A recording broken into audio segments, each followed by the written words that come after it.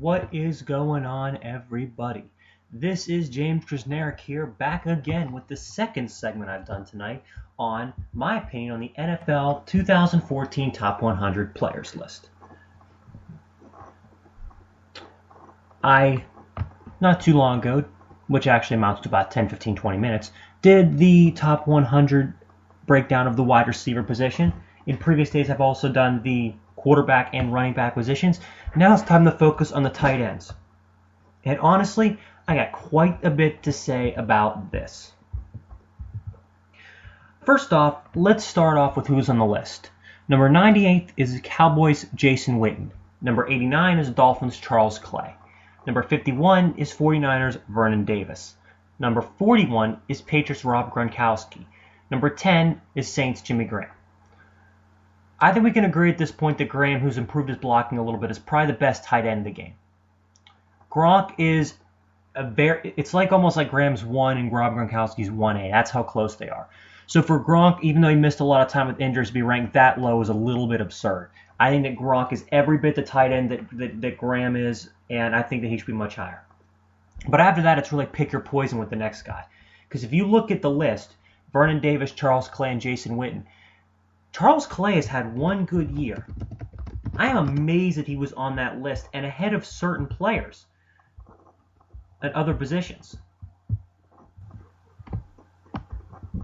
Looking at Charles Clay's production for 2013, and he didn't even make the Pro Bowl. He had 759 yards and 6 touchdowns. He's been a very average tight end since he entered the league. Now, let's compare him to another guy that I think a lot of you probably know. He played in the Super Bowl this year.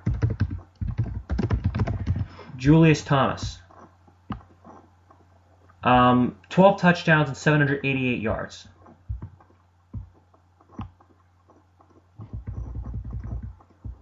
Am I missing something here?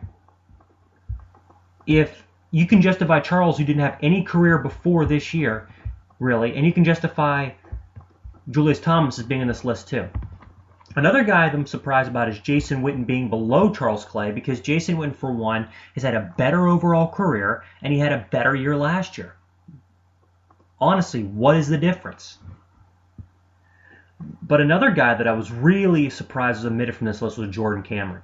He had in terms of yards this year, he had the number 2 season in the NFL amongst tight ends. 917 yards and 7 touchdowns on 80 receptions.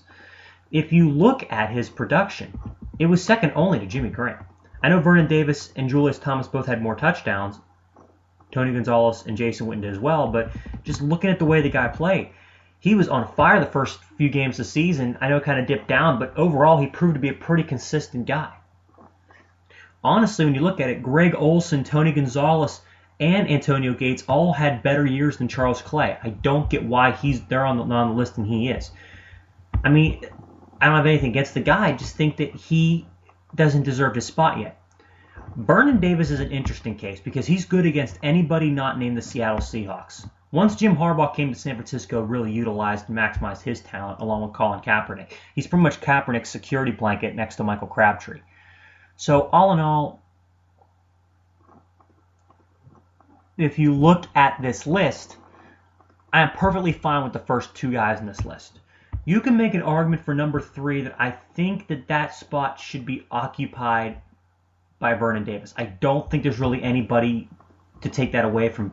I think Jason Witten is easily the 4th best tight end in the league at this point.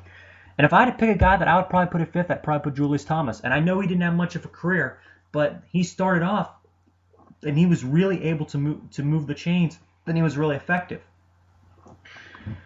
But I think another guy that next year is going to have a big year is going to be Jordan Reed of the Redskins, who I mistakenly called Jake Reed in the previous section. My bad.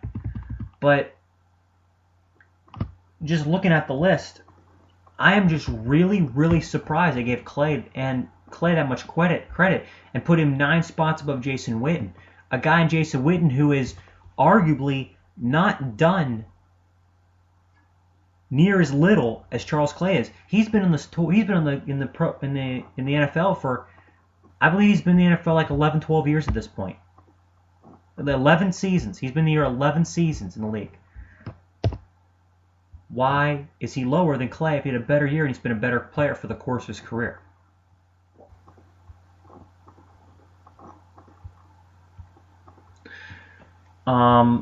So honestly, that's my opinion on this list. There are so few really great tight ends, and the fact that it's not represented within the same depth or magnitude as the wide receiver position. But there's a couple things we can agree on. Gronk and Graham are easily the two best tight ends in the league, and you can pick your poison on either one. I just look at Graham's ability as an athletic tight end in this day and age to be more of a factor. Another guy who had an underrated year was Martellus Bennett. 65 receptions and 5 touchdowns with 559 yards. Not a bad season. But again, I don't see how you can justify Charles Clay's position on this list. But yet other guys like Antonio Gates and Jordan Cameron are left off, who were much more prolific. It just doesn't make any sense to me. It really does not. And I was looking through the tight end list because the quarterback, running back, and receiver lists are so much deeper, and you're honestly going to get more guys from this list because of that. But in retrospect, I'm not really sure how anything else would turn out. Because the tight end position is so shallow compared to other guys. The 12th best tight end in the NFL per his position is so much better than the 12th best receiver in his position. It's weird because there's just so few people that play that position.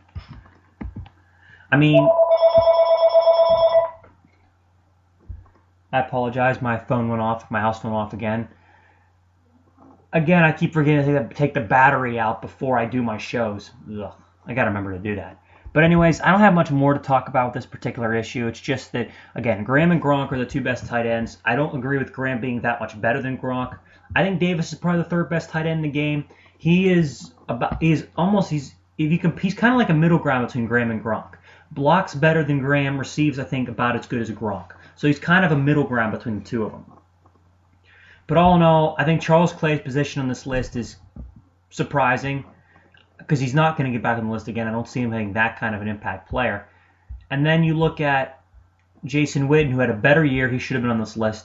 I honestly think that Antonio Gates and Jordan Cameron should have also represented the position on the list. But other than that, I ain't got nothing else to say on this topic. That's all that I have to say. And I will be possibly doing, I'm not really sure what I'm going to do about the rest of the positions because you've got center, guard, tackle, defensive and defensive end, linebackers both in and outside, and then cornerbacks and safeties. I could potentially do some of the linebackers and corners and safeties, but tackle and I could probably do some with those. It's just the offensive line's going to be really, really tough to place. But I'm going to give it a try. If anything, the center position is easier. There's only one guy on the list, and that's Ryan Khalil, but I'm not going to get into that now. This is strictly about tight ends, and I've said everything I wanted to say about the tight ends. So I hope you guys enjoyed what I had to say today, and please be sure to stay tuned for more great sports shows. It's coming from James Trisneric, signing off.